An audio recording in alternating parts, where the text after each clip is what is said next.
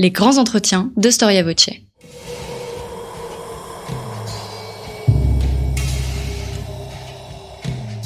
Une émission de la rédaction de Storia Voce.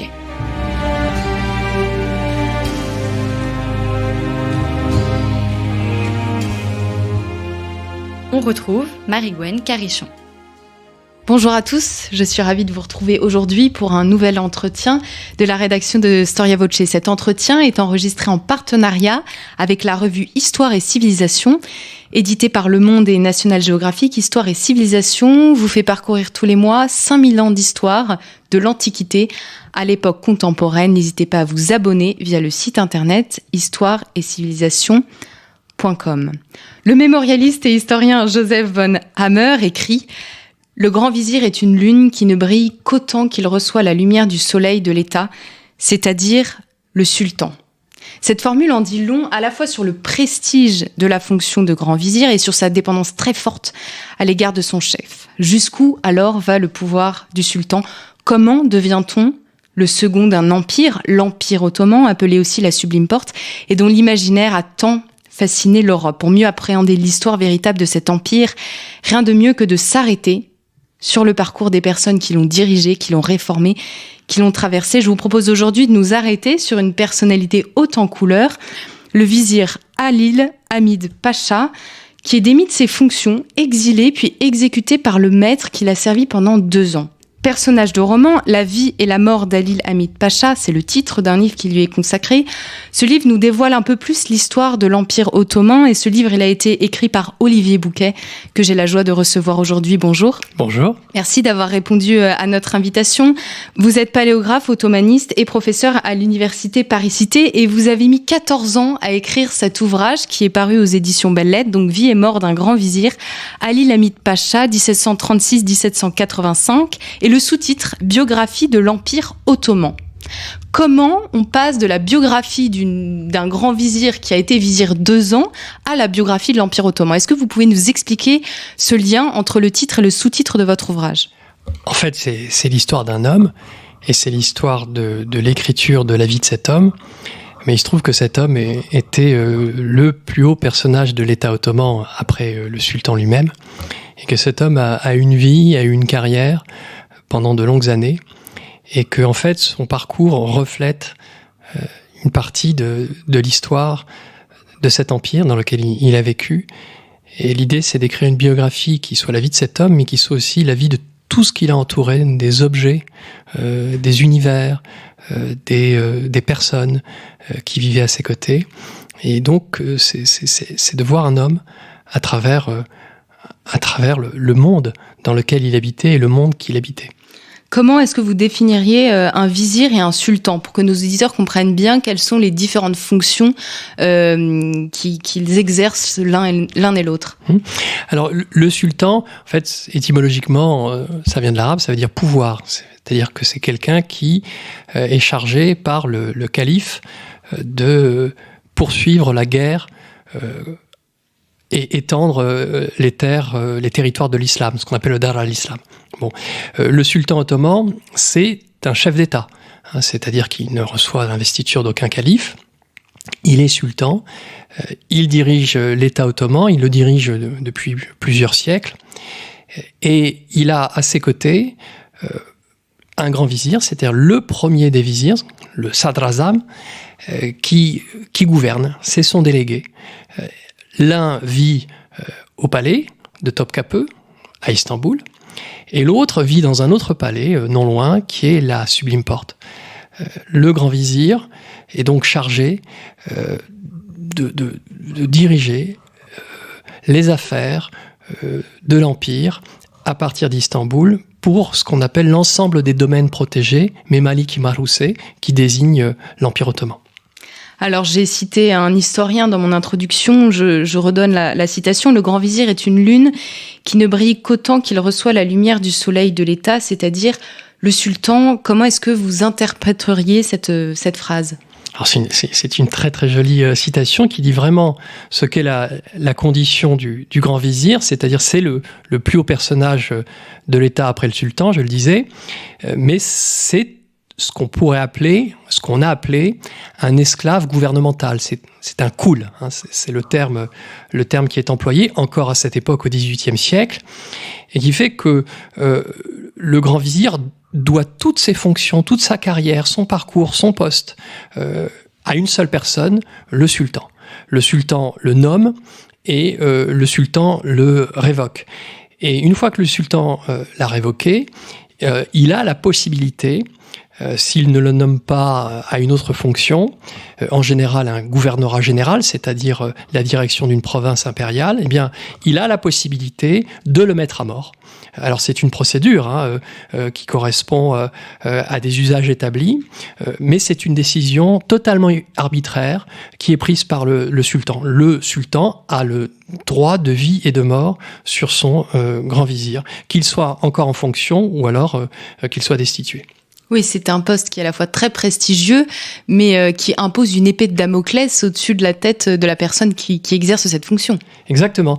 Et le grand vizir, dès qu'il est nommé, sait qu'il sera révoqué, mais ça comme pour toute fonction, mais sait qu'il risque de perdre la vie. C'est à la fois le plus puissant des dignitaires de l'Empire, et en même temps, c'est le plus fragile, c'est le plus exposé. Car c'est lui qui prend les principales décisions à la Sublime Porte, et c'est le seul responsable de la politique qu'il met en œuvre. Alors avant de revenir sur les raisons qui ont poussé Ali Lamid Pacha à se lancer dans cette carrière de politique en quelque sorte, j'aimerais que vous nous redonniez les limites géographiques de l'Empire ottoman au XVIIIe siècle, pour qu'on comprenne mieux et pour qu'on s'imprègne mieux de la géographie. Parce que vous nous montrez à quel point c'est important dans la biographie du grand vizir, c'est qu'il est en exil et il y a vous cherchez vraiment à incarner la personnalité dans son entourage et dans son entourage géographique. Alors c'est un empire qui est encore très vaste. Il est moins vaste qu'au milieu du XVIIe siècle, mais il est encore très vaste. Il se situe sur 3 continents, Europe, Afrique et Asie, sur des territoires extrêmement divers. Et pour vous donner une idée, l'Empire ottoman s'étend de la Bosnie à l'Irak, il s'étend du Hedjaz jusqu'à la Crimée. Enfin, pas tout à fait la Crimée, parce que justement la Crimée est définitivement perdue en 1783. Elle est annexée par les Russes au moment même où le grand vizir est en poste, Ali Lamid Pacha. Comment se présente structurellement cette biographie ? Alors, c'est une biographie qui est composée de chapitres, mais de chapitres qui ne sont pas écrits de manière linéaire. C'est-à-dire que je l'ai conçu comme une association de plusieurs arcs narratifs. Il y a un arc narratif qui raconte le dernier mois de la vie du grand vizir après sa destitution. Et ça commence par ça. Il y a un arc narratif qui raconte ce qu'a été la carrière et même de manière générale la vie de ce haut dignitaire. Et puis il y a un dernier arc narratif qui évoque l'histoire de ce grand vizir dans la mémoire des Turcs aujourd'hui et dans le souvenir qu'on a gardé la famille, les descendants de ce grand vizir, chez qui j'ai trouvé des documents d'archives qui m'ont permis d'écrire cet ouvrage. Donc c'est une biographie fragmentée et qui n'est absolument pas chronologique et qui insiste vraiment sur le dernier mois de la vie du Pacha. C'est d'ailleurs pour ça que dans le titre, il y a vraiment la notion de la mort. C'est pas seulement la vie, c'est aussi la mort. Comment vous est venue l'idée de cette biographie ? Comment vous êtes-vous intéressé à ce vizir ? Alors, de manière tout à fait hasardeuse, je travaillais il y a presque 25 ans, c'était en 1997-98, chez un vieil érudit grec d'Istanbul qui s'appelait Taatoros, qui est mort il y a une dizaine d'années. Et nous allions avec un ami éditeur classer ses archives et un jour je suis tombé sur un arbre généalogique d'une grande famille et le premier ancêtre noté dans cet arbre généalogique était Ali Lamid Pacha. Alors j'ai conservé cet arbre généalogique pendant plusieurs années, pendant 10 ans. Et puis en 2007-2008, je me suis souvenu que j'avais cet arbre généalogique, je m'y suis intéressé et j'ai commencé vraiment à travailler sur ce grand vizir et à ses descendants, à sa fondation pieuse, ce qui nous a amené jusqu'à aujourd'hui. Cette enquête, je me permets de l'appeler enquête, ne serait pas possible sans votre relation avec les descendants? Ah oui, ça a presque commencé avec eux. C'est-à-dire que je les ai identifiés à partir de l'arbre généalogique. J'ai essayé d'établir des contacts avec plusieurs descendants. Et puis, un jour, je suis allé à Ankara, c'était en 2010. Et là, j'ai rencontré ces descendants. Puis, j'ai eu accès aux archives de la Fondation Pieuse qui avaient été instituées par leurs ancêtres. J'ai eu accès à des documents très précieux sur l'histoire de cette famille sur plus de 2 siècles. Et ça m'a permis de croiser des documents administratifs, des documents publics, des documents consultables par les historiens ottomanistes aux archives turques, et en même temps des documents iconographiques, des documents narratifs, des documents légaux, des actes notariés, des inventaires après décès qui m'ont permis justement d'imaginer au-delà de la biographie de l'homme une biographie d'empire. Est-ce que cet homme a écrit sur sa vie? Alors, on n'en a pas de traces. Il est possible qu'il l'ait fait, mais nombreux étaient les grands vizirs, les hommes d'État de manière générale, qui écrivaient sur leur vie. On a ce qu'on appelle des égo-documents. On a des témoignages, on a des récits, mais peu d'éléments sur la vie des dignitaires de l'État ottoman. Et en fait, on a des informations personnelles à partir de chroniques, de récits, de relations de voyage. Et puis, on peut reconstituer leur carrière à l'aide des très abondantes archives ottomanes qui restituent une partie de leur parcours. La première archive que vous évoquez dans votre livre vous a été donnée par un descendant du vizir, et c'est un document qui est une charte de fondation pieuse. Est-ce que vous pouvez nous en dire un peu plus sur ce document et ce qui vous a apporté dans vos recherches? Alors effectivement, c'est un document fondamental, très important, qui est un document légal, qui avait été conservé par l'un des descendants que je rencontre encore de temps en temps, avec qui j'échange souvent par courriel.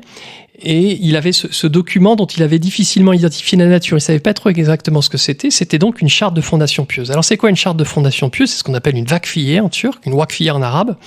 Et c'est un document par lequel un personnage, pas nécessairement un serviteur de l'État, mais un personnage qui a des moyens, qui a des biens, qui a des possessions, eh bien, transfère ses droits de propriété sur ses biens, sur ses possessions, il les transfère directement à Dieu. C'est-à-dire que la fondation fait que, par exemple, une maison, une bibliothèque, ou même des livres, deviennent des biens de main morte.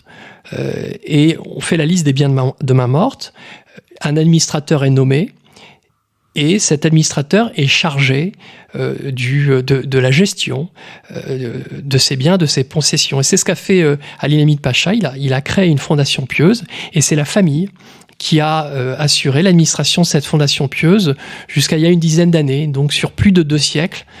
Les descendants, et c'est pour ça qu'on a beaucoup de documents, et c'est pour ça que ces documents sont très riches, les descendants eh bien, ont pu administrer la fondation instituée par leurs ancêtres. Et donc, est-ce qu'on peut dire que ce document, c'est le point de départ pour votre recherche ? Oui, en fait, il y a 2 points de départ. Il y a cet érudit grec dont j'ai parlé en 1997-98, et puis il y a cette rencontre avec Ali Bey. Il s'appelle Ali Pekdeher. C'est un personnage absolument formidable, très, très haut en couleur. Et effectivement, tout est parti de cette fondation pieuse, de cette charte que j'ai en partie traduite, que j'ai lue, que j'ai en partie éditée, et qui décrit l'univers matériel, les livres, les maisons, les différentes possessions du grand vizir. Alors vous expliquez que vous nous racontez un petit peu l'enfance de ce grand vizir. Il est originaire d'Issaparta. Est-ce que tout le destinait à être grand vizir, ou finalement son origine sociale était-elle plutôt modeste ? Alors il y a peu de grands vizirs ottomans. Ils sont très, très peu nombreux à accéder à cette fonction suprême. Donc, non, il n'était absolument pas destiné à être grand vizir, pas même à être haut dignitaire de l'État. C'était le fils d'un esclave affranchi. Et c'était le fils, par sa mère, enfin c'était le descendant d'une famille de notables installés en Pisidie, en Anatolie, à Sparta. Et que s'est-il passé ? Eh bien, son père s'est installé à Istanbul, il a monté des affaires. Son fils l'a suivi, il était adolescent. Et son fils, plutôt que de prendre la suite de son père ou de participer à ses affaires, eh bien, est devenu employé de la porte à un jeune âge et s'est distingué par la qualité de sa calligraphie. La qualité de ses écrits, et s'est élevé dans la carrière à Istanbul. Il a fait toute sa carrière à Istanbul jusqu'à sa révocation. À quoi ressemble Istanbul au XVIIIe siècle ? Alors c'est une grande ville, c'est une très très grande ville. C'est l'une des plus grandes villes du monde, alors qui n'a certes pas la taille des grandes villes d'Asie orientale. C'est pas Londres, c'est pas Paris, mais c'est une très très grande ville qui a la particularité d'être sur plusieurs rives, les deux rives du Bosphore, mais aussi les deux rives de la Corne d'Or. Cette ville est composée d'un centre historique qu'on appelle Stamboul, c'est-à-dire la ville byzantine, dont les murailles sont en partie détruites, parce que cette ville n'a jamais eu à se défendre d'aucune attaque extérieure depuis qu'elle a été conquise par le sultan Fatih Mehmed II en 1453.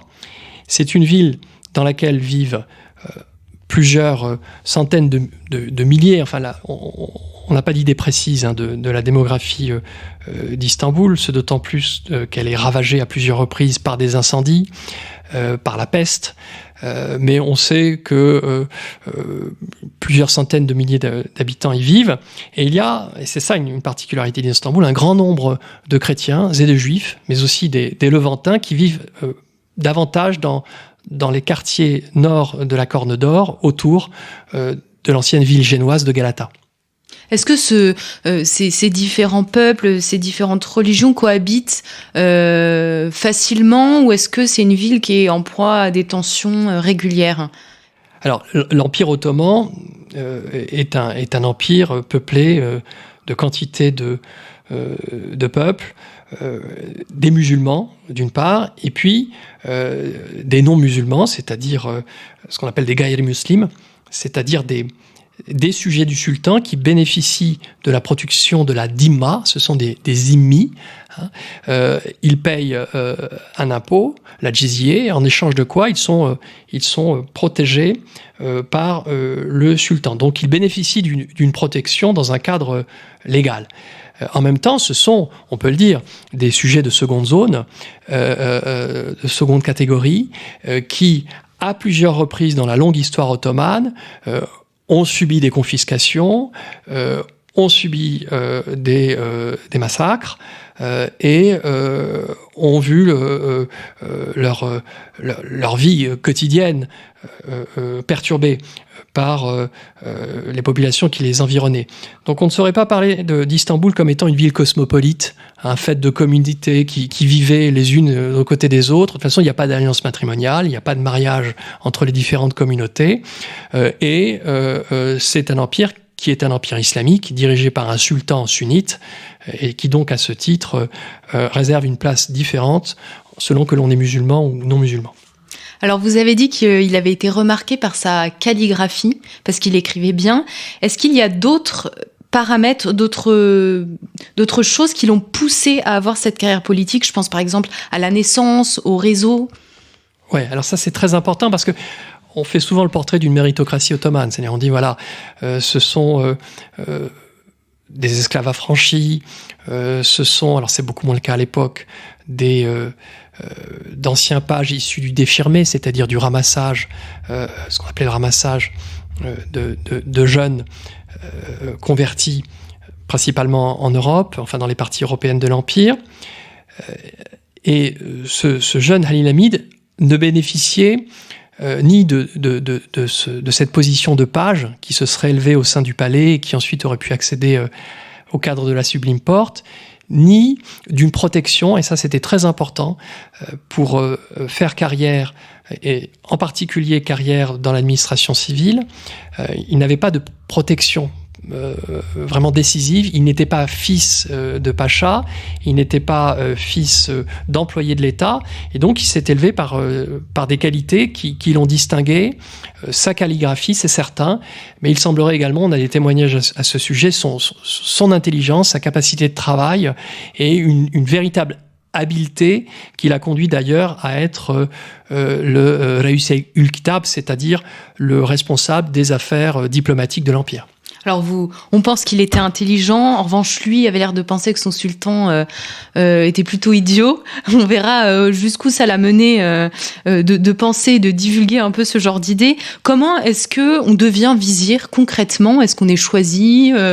Bon, je suppose qu'il n'y a pas de vote, mais qu'est-ce qui a pu interpeller le sultan et comme ça, un peu du jour au lendemain, décider que Hamid serait son prochain Premier ministre ? Alors, le sultan, effectivement, qui s'appelait Abdülhamid Ier, était un sultan qui, à en croire les témoignages, avait des capacités intellectuelles assez limitées, mais en même temps se souciait des affaires de l'État, c'est-à-dire qu'il entendait vraiment participer au processus de décision. Et il avait nommé toute une série de grands vizirs, les uns à la suite des autres, d'anciens janissaires notamment. Ça s'était mal passé. Une guerre très très importante qui est la guerre russo-ottomane de 1768-1774, qui est une guerre difficile pour les Ottomans. Et pendant cette guerre, il y a plusieurs grands vizirs qui perdent leur poste. Bon, pour devenir grand vizir, il faut faire carrière. C'est-à-dire que c'est très rare que le sultan nomme, par exemple, un haut dignitaire du palais. Quelqu'un qui soit de son entourage et qu'il le promeuve. Il y a des expressions qui renvoient à ce qu'on appelle le katimeratib, c'est-à-dire le saut de carrière, qui fait que le sultan nomme des proches des anciens pages.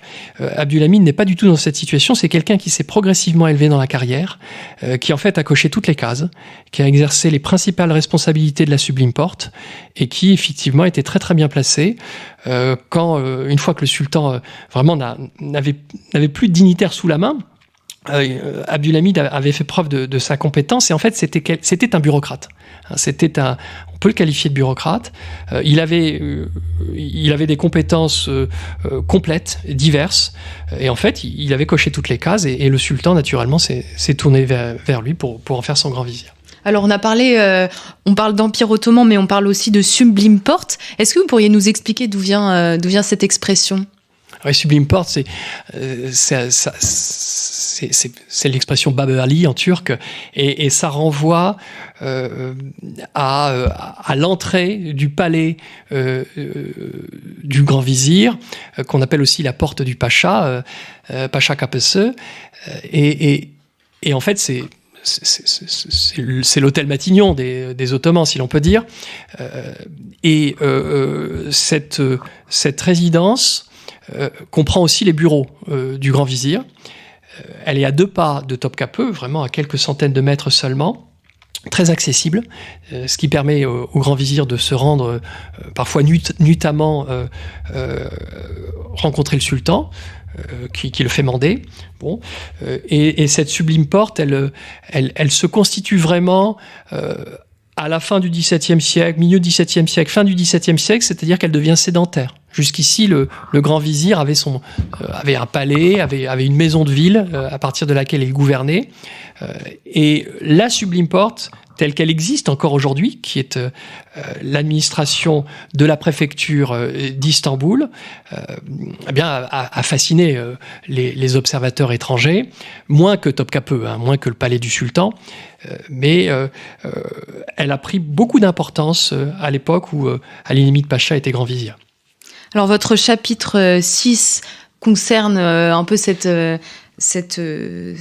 carrière du vizir, et vous vous l'avez nommé l'enfer de la sublime porte, ce qui est quand même un mot très fort. Alors vous, en ouverture de chapitre, vous citez Michel Rocard qui parle justement de Matignon comme l'enfer de Matignon. Est-ce que la sublime porte, c'est pire que Matignon ? En quoi c'est un poste qui est particulièrement éprouvant ?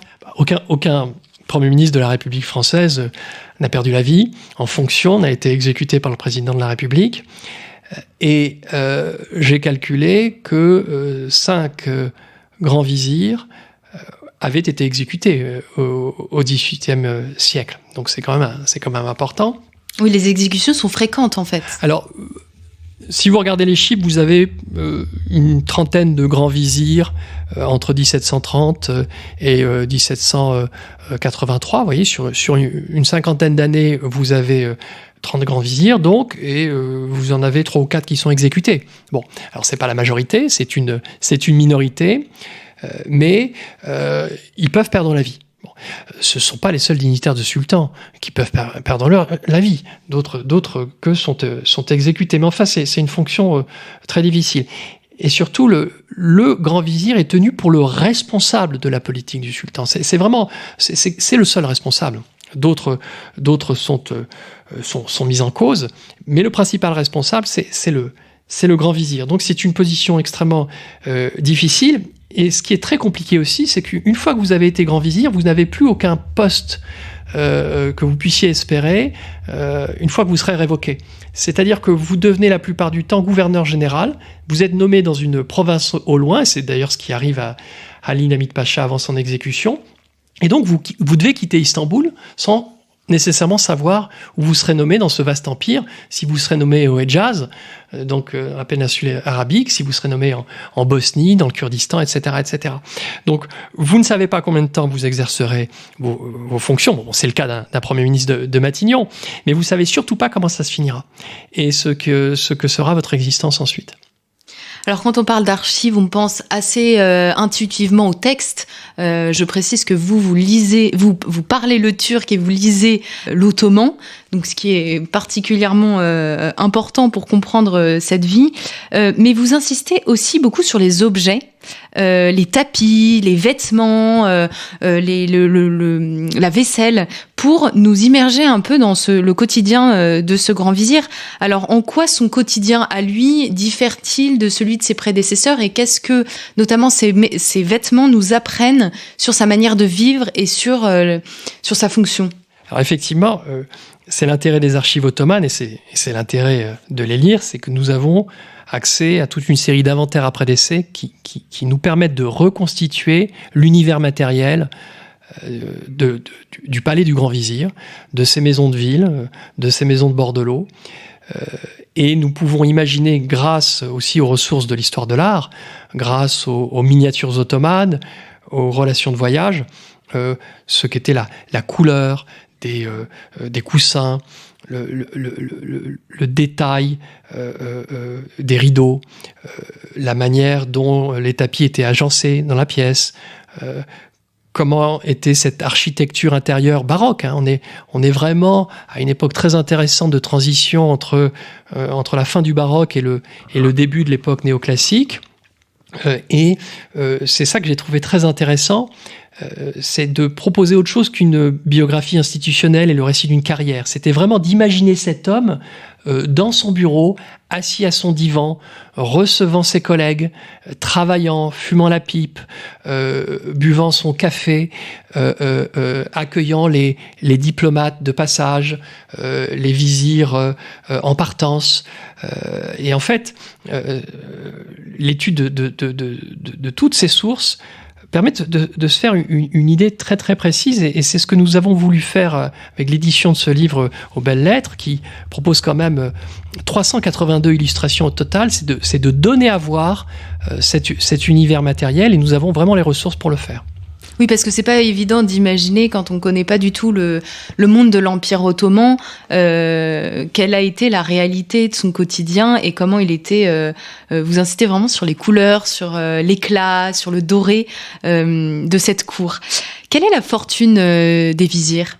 Alors ça, c'est une question tout à fait passionnante, mais à laquelle il est très très difficile de répondre. Et d'ailleurs, l'historien que vous citez, Joseph von Hammer, en parle comme de la face immergée d'un iceberg. C'est-à-dire que on a une idée précise de ce qu'il gagnait, de ce qui lui revenait, de son salaire, mais qui était très très modique par rapport à tous les bénéfices qu'il tirait de sa fonction. Et c'est aussi pour ça que ces hauts dignitaires acceptaient cette charge écrasante et cette épée de Damoclès, c'est qu'ils s'enrichissaient.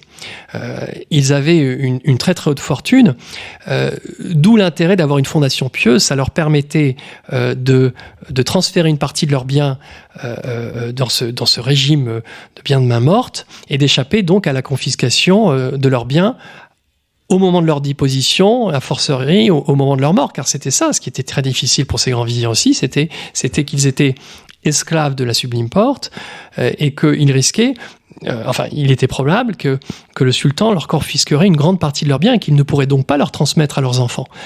Et en nommant leurs enfants, leurs successeurs administrateurs de la Fondation Pieuse, ça leur permettait finalement de transmettre une partie de leur fortune. Alors, j'ai toujours pas répondu à votre question. On sait qu'ils étaient très riches, mais on ne peut pas dire s'ils étaient... Enfin, on ne peut pas évaluer précisément l'importance de leur fortune comme on a pu le faire, par exemple, pour des Colbert ou des Mazarin. Mais c'est intéressant ce que vous dites sur la transmission de la fortune. Ça veut dire qu'ils anticipent quand même leur exil et leur possible décapitation. Exactement.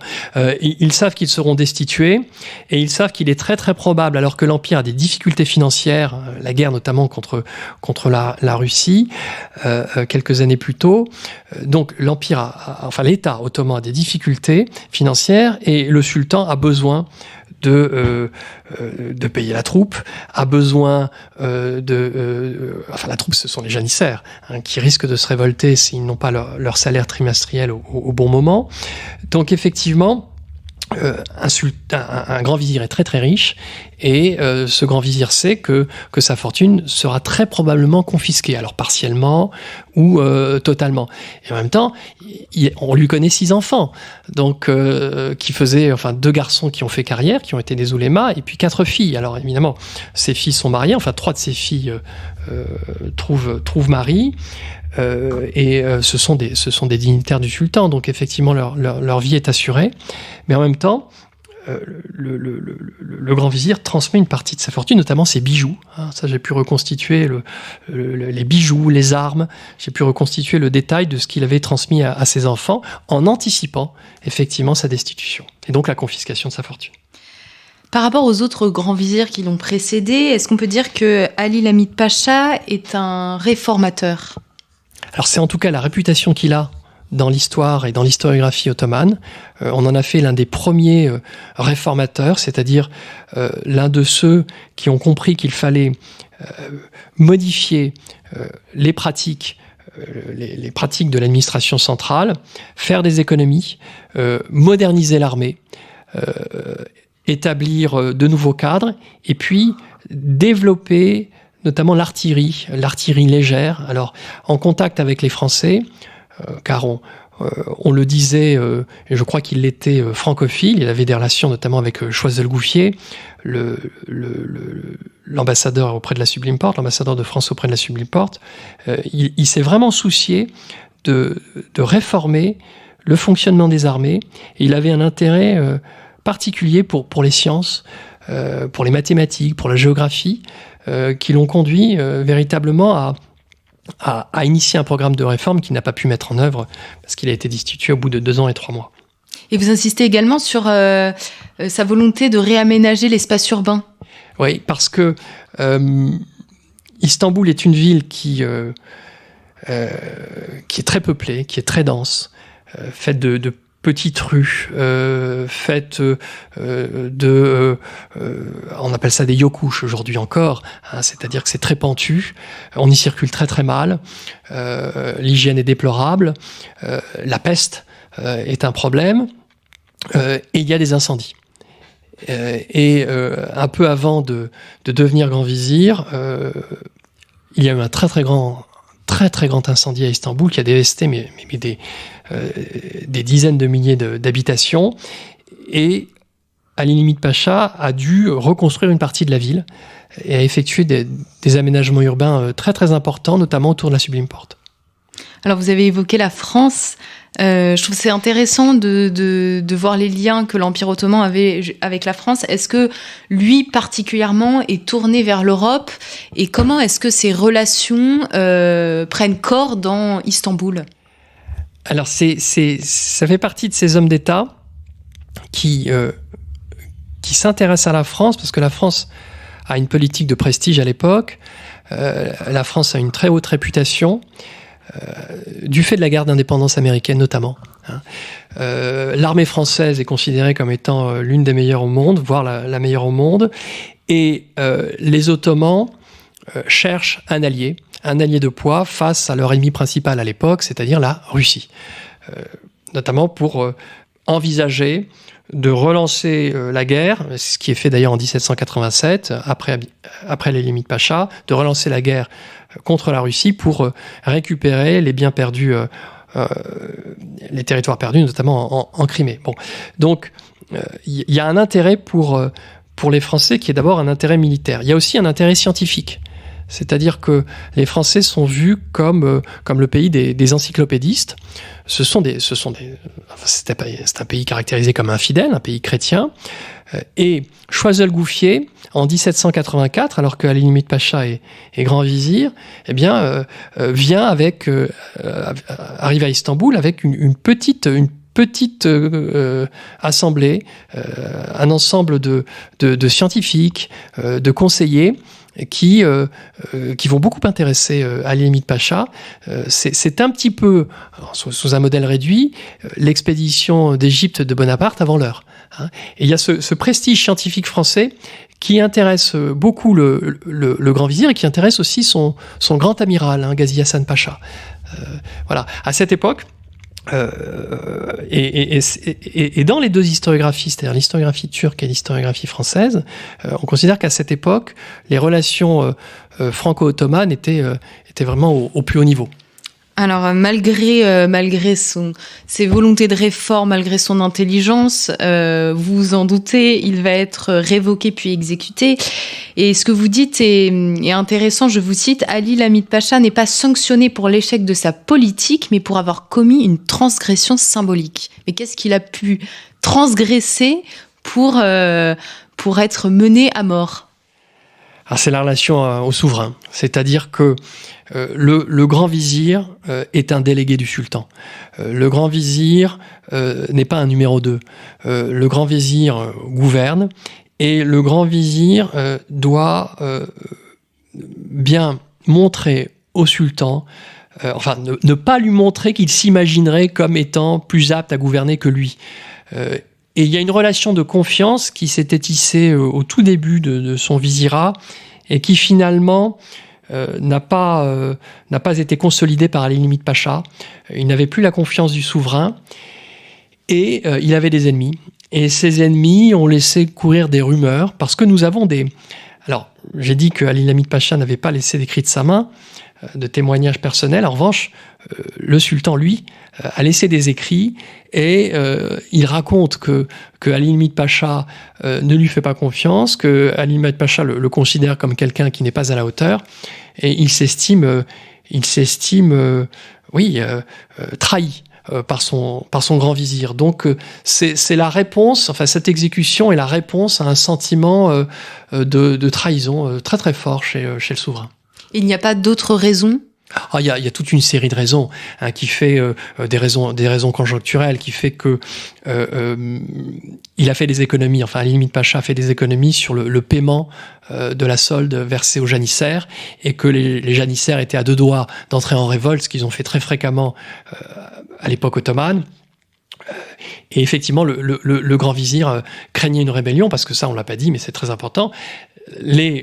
Certains grands vizirs se font exécuter, mais certains sultans se font destituer. Et ils ont été plusieurs également à perdre la vie dans l'histoire ottomane. Et Abdülhamid Ier a peur que si son sultan n'est pas révoqué, lui-même risque d'être déposé, voire exécuté. Donc en fait, il prend les devants.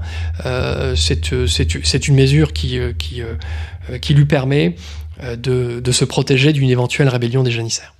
Et puis qui permet peut-être d'instituer le grand vizir comme le bouc émissaire, et vous dites que c'est lui qui gouverne en fait, donc c'est lui qui est responsable des politiques qui ne fonctionnent pas. Oui, exactement. Quand la situation devient compliquée et difficile, et quand les hauts dignitaires, les gens du palais, le sultan lui-même sentent que la situation est instable à Istanbul et que le peuple gronde et que les janissaires menacent d'entrer en rébellion, eh bien effectivement la destitution est une solution. Mais alors un autre problème se pose tout de suite, c'est qui nommer à la place du grand vizir.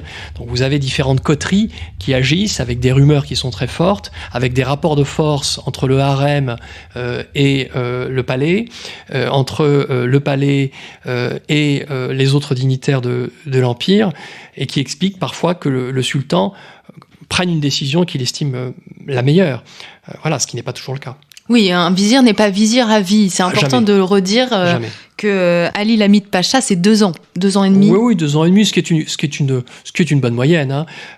Vous avez dans la longue histoire ottomane des grands vizirs qui ont exercé leurs fonctions pendant parfois une dizaine, voire une quinzaine d'années. Enfin, ça reste très très exceptionnel. Mais non, un grand vizir, c'est un serviteur du sultan. Et d'ailleurs, c'est écrit en toutes lettres dans ses courriers qu'il adresse au sultan.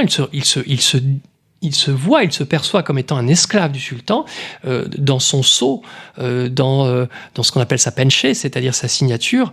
Il se dit, il se pense, et il est perçu comme étant avant tout le serviteur le plus digne et le plus élevé des serviteurs du sultan, et malgré tout son serviteur. Alors avant d'être exécuté, il est envoyé en exil et il ne se doute pas qu'il va être tué, exécuté par son maître. Combien de temps dure cet exil et quels sont les terrains d'errance de Ali Lamid Pacha ?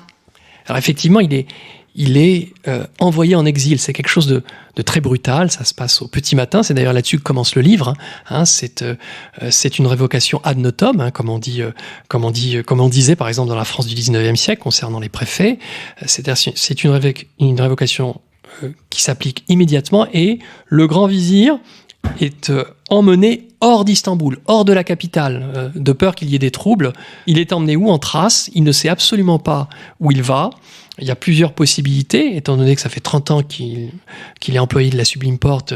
Il a vu des grands vizirs révoqués, des grands vizirs exilés. Donc, et là, j'essaie de me placer dans la tête du grand vizir en faisant toute une enquête prosopographique, en le comparant à d'autres grands vizirs et d'autres hauts dignitaires. Et donc, il est emmené à cheval sur les routes de Thrace, qui le conduisent donc à Gallipoli, dans les Dardanelles. Et ensuite, toute la question, c'est de savoir s'il y restera, c'est de savoir si il sera nommé ailleurs dans l'Empire. Et donc, là, effectivement, il ne sait pas ce qu'il adviendra de lui. Alors, comment est-il exécuté ? Alors, il se trouve sur une île. Il a été donc nommé gouverneur de la province du Hedjaz, donc c'est très très loin. Il doit y aller, et puis finalement, il s'arrête en route dans l'île de Bosdiada, l'île de Tenedos, où il doit attendre qu'un galion vienne le chercher pour le mener le conduire jusqu'à Alexandrie. Et un jour de la fin du mois d'avril 1785, un émissaire du sultan débarque à Tenedos, à Bosdiada, et montre au grand vizir le firman, c'est-à-dire l'ordre d'exécution de la main du sultan, et donc lui fait comprendre qu'il va être exécuté tout de suite. Et donc il est étranglé, hein, c'est la procédure, il est étranglé, et ensuite sa tête est tranchée, et elle est rapportée aussi vite que possible à Istanbul. Le corps est enterré, car le corps d'un musulman doit être enterré très très vite, dans les 24 heures qui suivent. Le corps est enterré à Bosdiada, où la tombe existe encore, et la tête est rapportée, et elle est exposée sur un plateau d'argent au palais de Topkapı. Donc 2 lieux de sépulture ? 2 lieux de sépulture, 2 tombes, l'une pour la tête et l'autre pour le corps. Et c'est courant ? Ça arrive, effectivement. Très souvent, les têtes sont rapportées, parce que, effectivement, c'est la formule en turc ottoman. Cela doit servir d'exemple, ibret. Cela doit servir d'exemple, c'est la tête qui qui est exposé aux yeux de tous dans la seconde cour du palais de Topkapi. En revanche, le corps est inhumé. Et d'ailleurs, ce qui est intéressant, c'est que les épitaphes sont les mêmes, c'est le même texte. Il y en a une qui est aujourd'hui encore dans l'île de Bozcaada et l'autre qui est dans un cimetière sur la rive asiatique d'Istanbul. Est-ce qu'il y a d'autres historiens, d'autres mémorialistes qui ont écrit sur Ali Lamid Pacha, où vous êtes le premier vraiment à effectuer ce travail d'historien? Alors, je ne suis pas le premier à écrire sur Ali Lamid Pacha. On a deux types d'historiens qui se sont intéressés à lui. Les historiens de sa ville d'origine, de Sparta, les historiens régionalistes, qui sont intéressés à lui parce qu'il se trouve que la ville de Sparta, qui est une ville importante aujourd'hui, une préfecture d'Anatolie méridionale, cette ville de Sparta a produit 5 grands vizirs dans l'histoire ottomane, donc c'est un petit peu la ville des grands vizirs, et donc Ali Lamid Pacha a été étudié à ce titre. Et puis il y a des historiens ottomanistes qui au XXe siècle se sont penchés sur le cas de ce grand vizir, qui a suscité leur intérêt parce qu'ils se sont posé la question de savoir comment quelqu'un d'aussi brillant, qui avait toutes les clés en main pour finalement conduire des réformes, n'était pas parvenu à mettre en œuvre ce programme. Et ils ont voulu faire la lumière sur la réputation qui était restée sur ce grand vizir, c'est-à-dire quelqu'un qui finalement s'était laissé porter par une sorte d'hybris, c'est ça l'enfer de la Sublime Porte, qui avait trop confiance en lui et qui finalement avait commis un certain nombre de malversations, était accusé de corruption, aurait un petit peu trop puisé dans les caisses de l'État. Donc il y a une double réputation, et la famille a un point de vue d'ailleurs, les descendants ont un point de vue là-dessus. Il y a une double réputation de ce grand vizir qui était à la fois quelqu'un de très très brillant, en même temps quelqu'un qui s'est laissé porter sans doute par, comme je le disais, une forme d'hybris. Parce que malgré l'intelligence, malgré la science, malgré la fortune, un grand vizir reste un grand vizir, donc un esclave du sultan. Et c'est en ça aussi, je trouve, que cette biographie nous éclaire vraiment sur la structure et les mentalités dans l'Empire ottoman. Merci Olivier Bouquet. C'est moi qui vous remercie. Merci d'avoir répondu à nos questions. Chers auditeurs, je vous incite bien entendu à poursuivre la discussion avec la lecture de ce très beau livre, Vie et mort d'un grand vizir, Ali Lamid Pacha, 1736-1785, biographie de l'Empire ottoman. Ce livre vient de paraître et publié aux éditions Les Belles Lettres, que vous connaissez bien. Je vous remercie pour votre écoute et pour votre fidélité. Je vous dis à très bientôt pour une nouvelle émission de nos grands entretiens.